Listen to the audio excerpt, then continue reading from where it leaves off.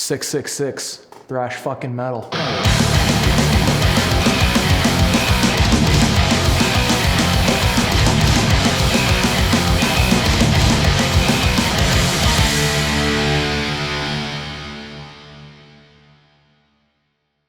Back in 2015, I had this idea that I wanted to form a an extreme thrash metal band. I called up a few friends. We basically got together and discussed ideas on how we would want the band to sound like, based on like our individual heroes and whatnot. Basically, that was it. A group of friends got together. We jammed. We had some ideas on what the songs should sound like. Each song was basically different from the other because each person had their own individual preferences. We were happy with the initial result of the way Korrosive was forming. The intended result was to have this fast, aggressive thrash metal, old school based band that's been lacking, for a lack of a better word, that I've observed in the recent years. So in 2015, we had a few members come and go with the band, for a bunch of different reasons. There were some that had to do stuff personally, and then there were people that, wasn't really into the music, but, enjoyed the friendship and the jams and the shows. So that's where we started. And then throughout the years from 2015, we've had a lot of lineup changes. Back in 2019, I was recruited through the band's promoter. Monet, the promoter of our band,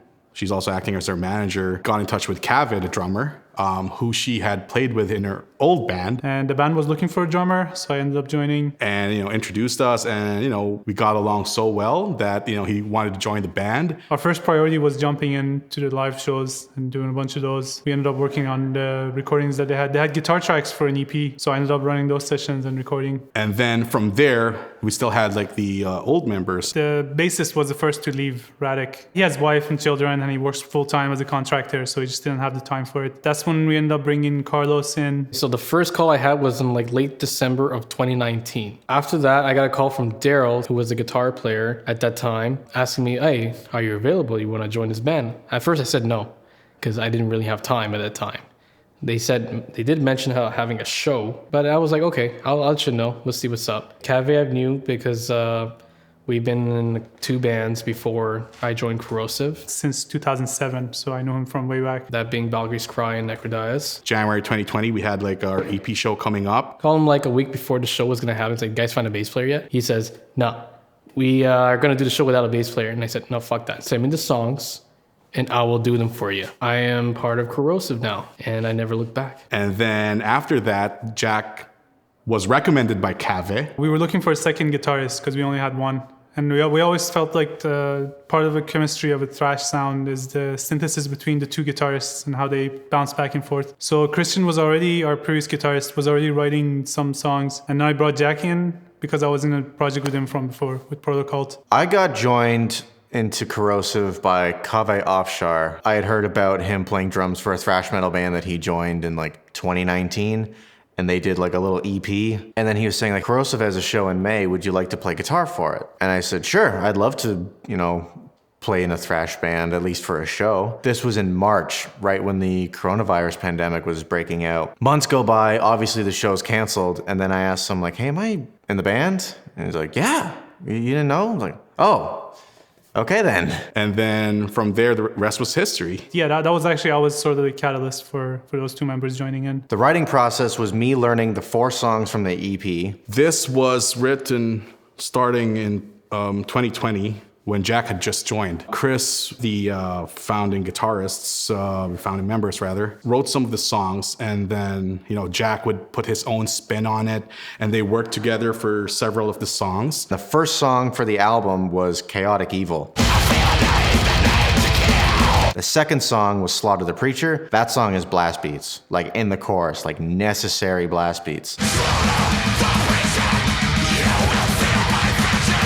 It took us a while because when I joined the band, we only focused on what was on the EP. When that happened, Jack joined the band. That's where things got launched into full throttle. Yes, there was the riffs that our previous guitarist was bringing, but a lot of times also we ended up just jamming out in the studio. Jack would just start playing a riff. Jack would come and say, all right, I got this gnarly idea for a song, and what do you think? And Kaveh would be okay. I would start playing a beat to it. It was actually one of the more spontaneous types of writing processes that I've been a part of. Usually it's like whoever the guitarist is bringing his riffs to the band. This went a lot more like just kind of mashing in the studio and writing songs. So it was very interesting. But during the time before Jack joined in, me and Brad were starting getting along with each other, knowing our interests. And that's where we started thinking stuff. When Jack came in, the music was being written much more solid. And that's when our ideas started to flower and become embraced within the music. I mean, we're into like 80s action, you know, like horror movies. We're talking about like RoboCop, Terminator, The Thing. And then we started coming up with these concepts of like the whole idea of like this, we're living in a simulation, the fact that we all hate Trump and all their followers. The only reason why we hate them is because, sorry guys, you're on the stupid end of the stick this time, you know? We're piling up these songs, slowly coming up. I'm learning how to write with Christian.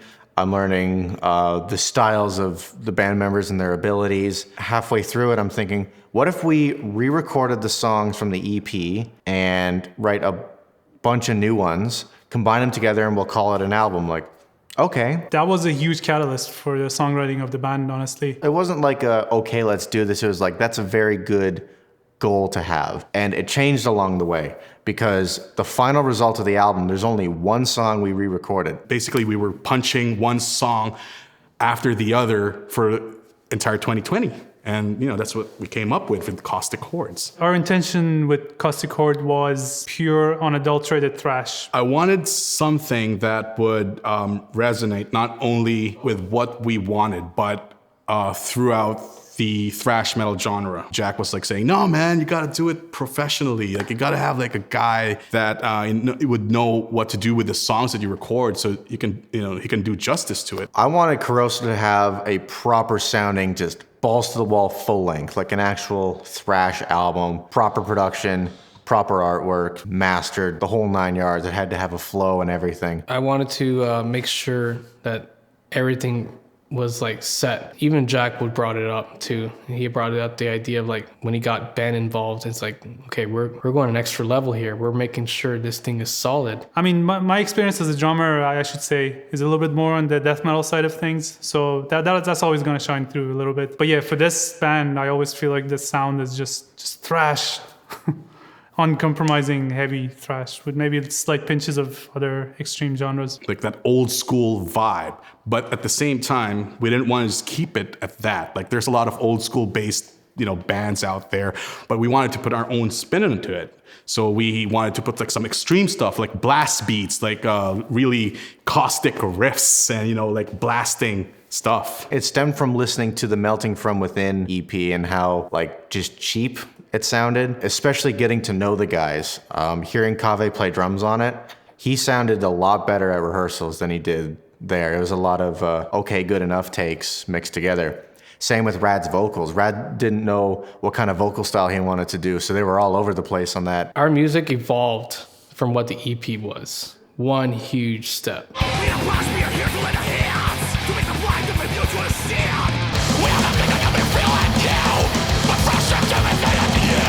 And when you look back at it, it's almost non-existent. That was primarily the goal, to evolve. The whole album, everyone is on top of their game, which is exactly what this band needs. Chris was another founding member of Korrosive back in 2015. Him and I were one of the people that started it.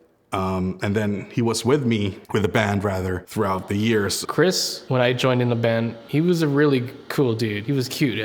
He just kept quiet. He had that really nice, good, sloppy thrash. Like I like that. You know, it's a certain style he has. We're practicing, getting ready to go.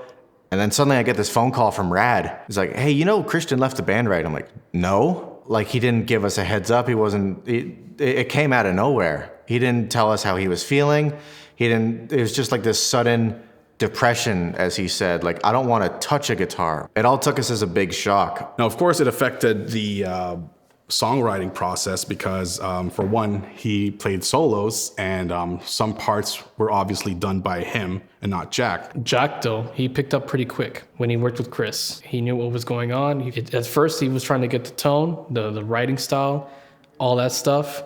And in the end of the day, it worked out pretty well. So when he had to leave, Jack had to basically man up, take the helm, and rearrange some of the songs that would fit into his playing style. He'd written one last song. Well, I wrote Vitralism and I showed it to the band. It was just like a emergency burst of creativity. Like, I gotta write a banging thrash song. And that's what Vitralism was. Chris leaving the band did affect us in some way, but you know, like any other metal band out there who you'll speak to, we just had to keep pushing on, man. That was kind of a difficult time, honestly, for the band. The lockdown was just starting to ramp up and it was going crazy and we were losing members. It was kind of like an attitude of perseverance, so we had to keep it up and make the album happen. The album was basically completed. We took out Banana Mosh because it's just a goofy song. It didn't have the best riffs. It was kind of the weakest out of the bunch. So we decided to redo Acidized, Deathless, and Fatal Strike. And then we'd have 6 new songs, which is the track listing minus Vitralism. So what we did is we scrapped all the songs from the EP. And so we decided, we got to redo one song, give one song some justice. I said, how about Acidized? It's got a bass tapping part. It's got a fade out at the end. And I rewrote a part of it that, in my opinion, sounded a little too happy.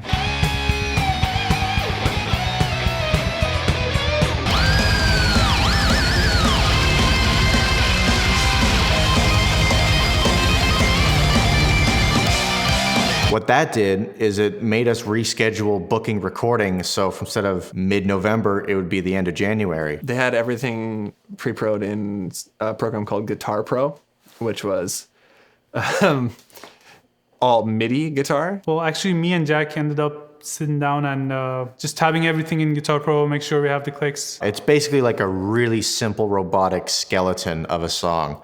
They're purposely programmed to be dead simple so that we can add our own flair to it. No drum fills are programmed, no guitar solos are programmed, not even harmonies are programmed. It was pretty bare bones, but it was enough to get a vibe and kind of, make a plan and know what was happening going in. Davey was involved in the process as well, and when we pulled this pre-pro in, it essentially just sounded like video game music. Like, it could have been perfect 8-bit, like Super Mario guitar and drums. We would tab out a song often at Rad's house. Either myself or Christian would bring a guitar in and we'd be like, oh, it goes like this. That tempo feels about right. And where things get really finalized is Kaveh would bring his laptop, because that's where we demo them, was on his laptop. And then just me listening to that and playing along with the band. And just really feel it out. See how the whole thing feels. Bass and vocals, I didn't really know what was happening so much. Ben actually came to our rehearsal, saw us play the whole album, and he was impressed. I had a peek into it, but I didn't really know what was going to happen fully in the studio. So the pre-pro was, let's just say, an idea, and then it wasn't really fully formed, I don't think, until the studio. And that lasted a good 6-7 months, because we would write a song and then we'd demo it.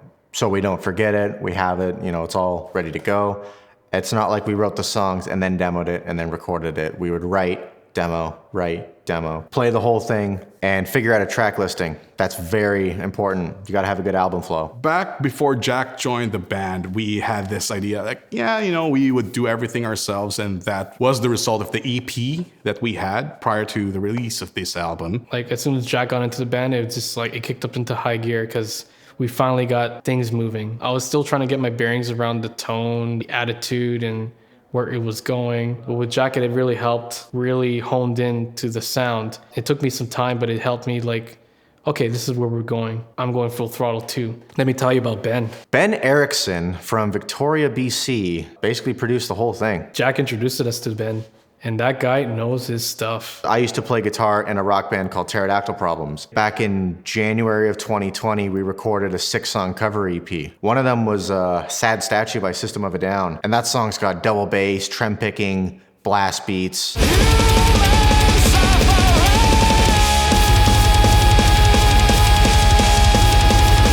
It's a heavy song. It's got a lot of elements of thrash metal.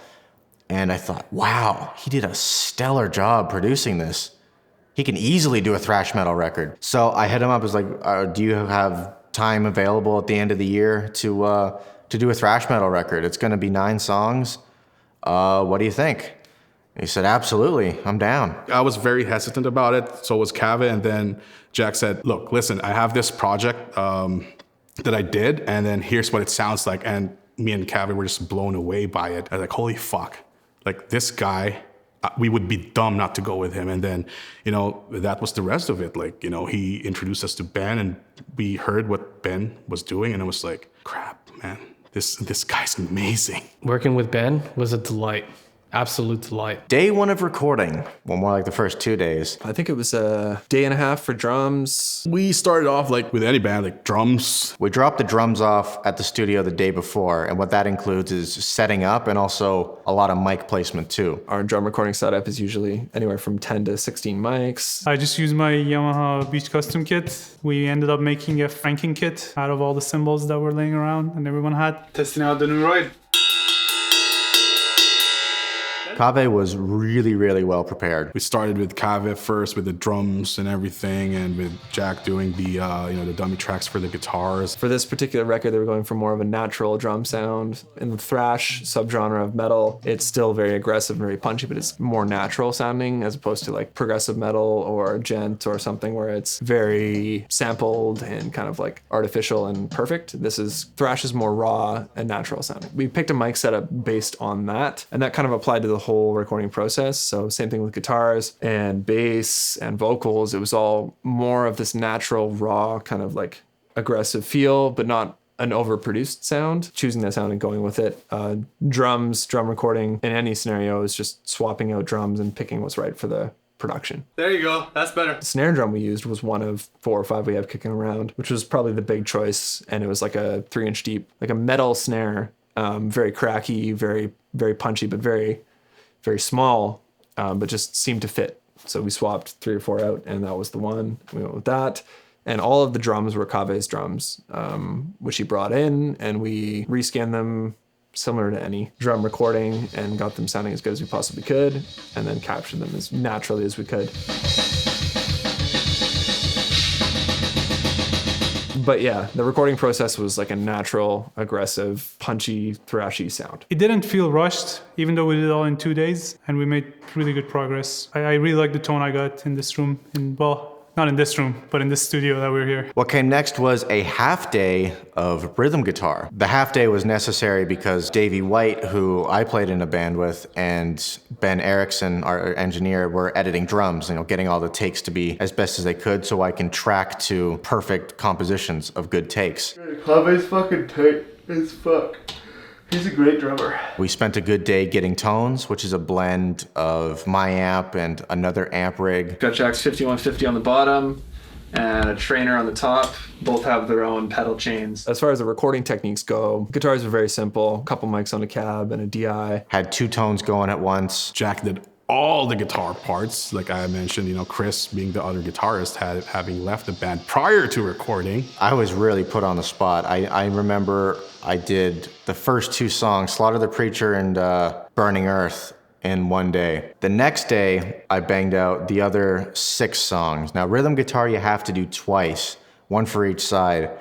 And it's got to be airtight. You got to pay a lot of attention. But thankfully, we finished the whole record's rhythm guitars within all those days, like a day and a half worth of rhythm guitars. Day and a half for rhythm guitars and about half a day for leads. And then the next day was all the extra guitars. So that includes the acoustic guitar at the beginning of Slaughter the Preacher and at the very end of Septic Messiah, the clean guitar at the beginning of Septic Messiah, and all the lead guitars, so solos, anything like that. And then we did vocals with Rad. 2 to 3 days for vocals, I think. Ruptured eyes, blotting my only path to freedom! They were done in half-day segments, so I think it was 3 half days where Rad got all the vocals done. Rad did an excellent job. His timing was perfect. His enunciation, his power, his tone, all bang on. 2 mics for vocals, condenser mic, dynamic mic, blending the 2, essentially tone knobs to achieve the best sound for Rad's vocals, which I think we nailed. He's, incredible vocalist. What's really exciting for us is we don't have the best PA system at our jam space. So I don't know what the lyrics are. All I know is a song title.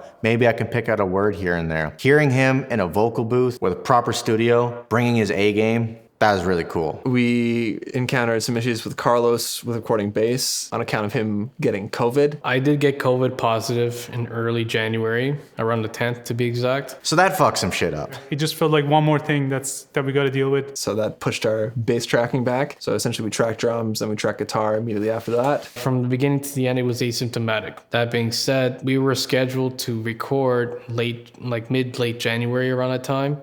So it did kind of push a delay on our schedule. I did the vocals first, rather, because Carlos got sick. The project was still moving forward to record. Well, he wasn't able to show up for some of the recordings. And it did hurt.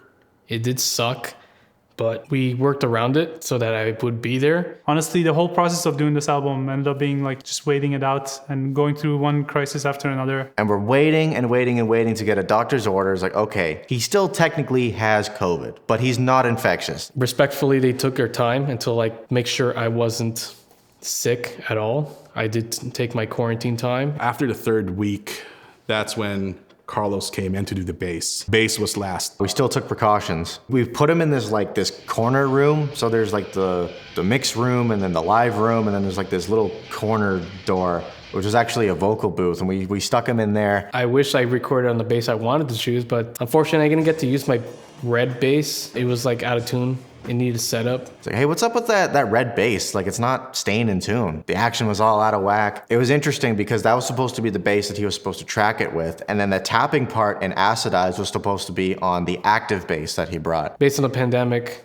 it was pretty hard to get your guitar set up when you don't get the strings you ordered on time. So we ended up using the Washburn MB4. It's like a Strat play with active pickups, active PJ pickups. Pretty damn solid for the recording, right on time. Thankfully I had it as a spare, but we made it work. The end result was beyond our wildest dreams. His amp died. My PV VB2 amp gave out the moment we finished setting it up. No worries because we used the in-house Ampeg head. On top of that, we used a dark glass pedal that I borrowed from a really good friend of mine. That with a little bit of compression, we nailed the tone right there and through. One mic and, just finding the right sound, dialing in an amp and choosing that sound and going with it. It's a very simplistic recording process in this project. Simple, punchy, aggressive, to the point. There was only one day where the whole band, all four of us, were at the studio, and that was the first day, I believe, of tracking bass. That's when we did gang shouts as well, because we wanted all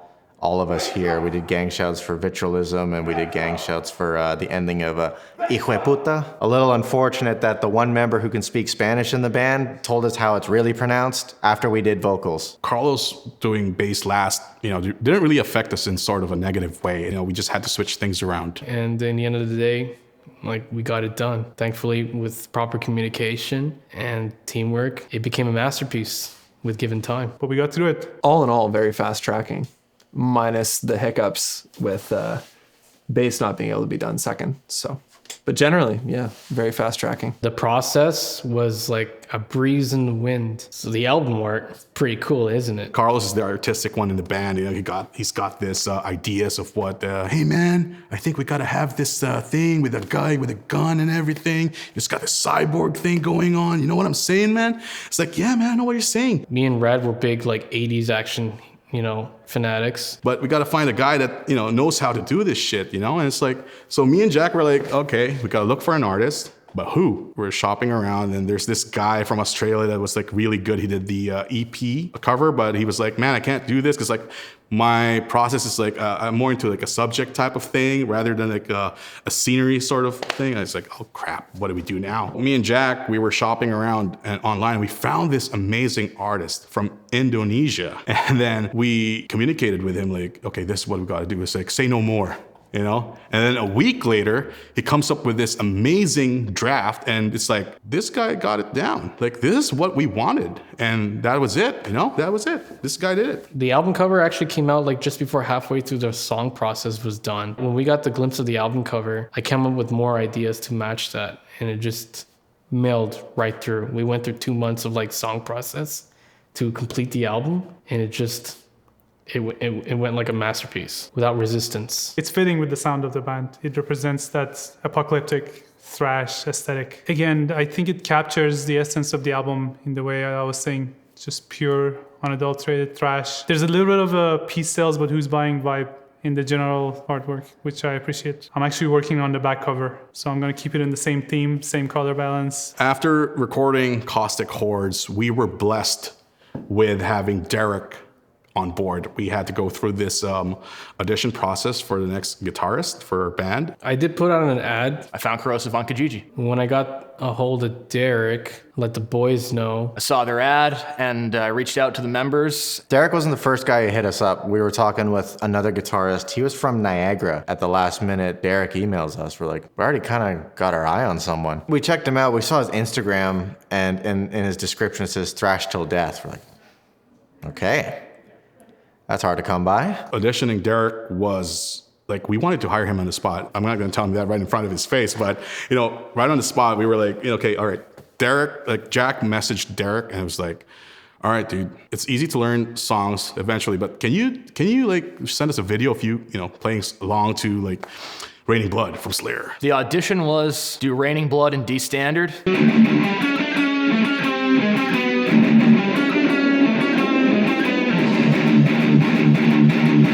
He messed up once, and then the part happened again, and he corrected himself.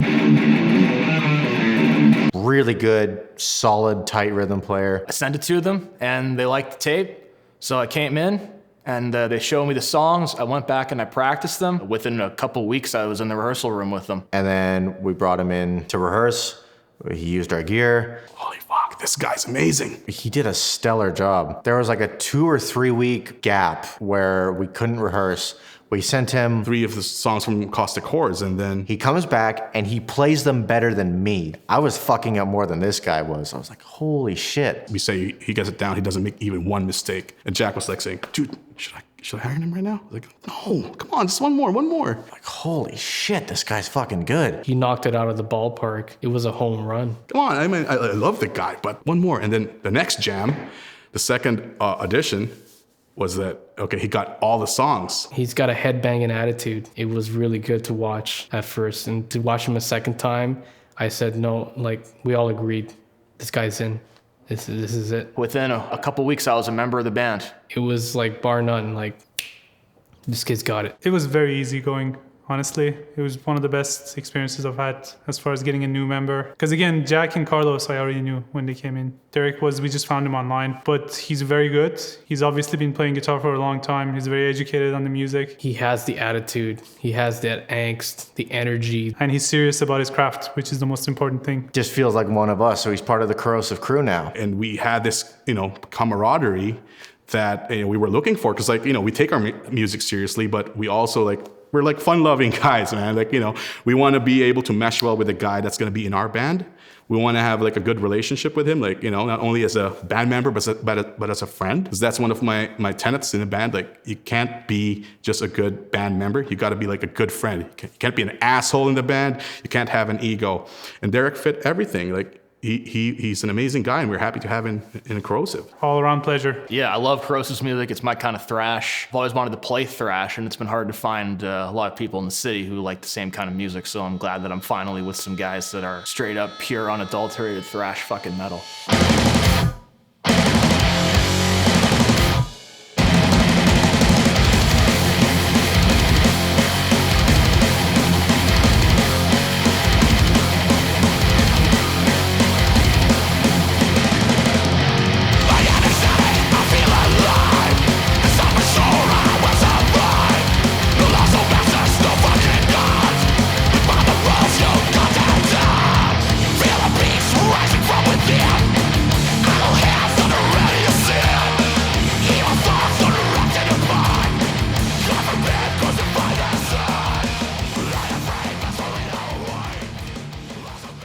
My favorite song, Acidized.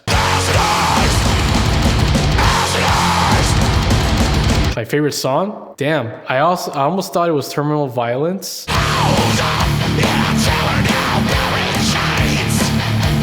It almost felt this next song that was my favorite right now, I'm going to tell you. It felt like it came out last minute, just before recording, and it was probably one of my favorite ones, and that's Vitrialism. My favorite song on the album is Vitrialism,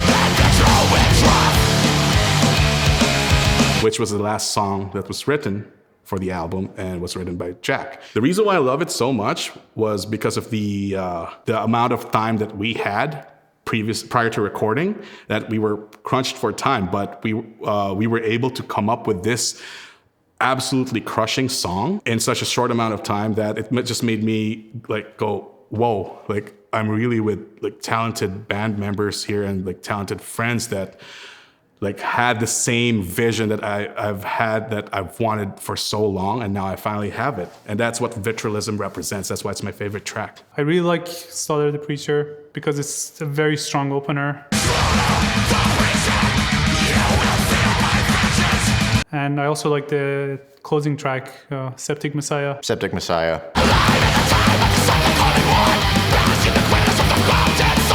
And actually those two tracks work well together. It's almost like a leitmotif thing where you have the same riff and then it comes back at the end. And it feels like a proper story. Between those two, if I had to pick one, I would say the closing track, Septic Messiah. It's the longest, and I like long songs, but it's the most adventurous feeling. It's the most ambitious work we've done so far. A lot of the songs that we were writing at the time felt a little too melodic, so they ended up getting changed to sound a bit more dark and a bit more evil, and I like that sound. In my opinion, that song is the strongest chorus. It veers a little bit into that prog thrash thing of like continuous development and making it a little more technical. So yeah, Septic Messiah.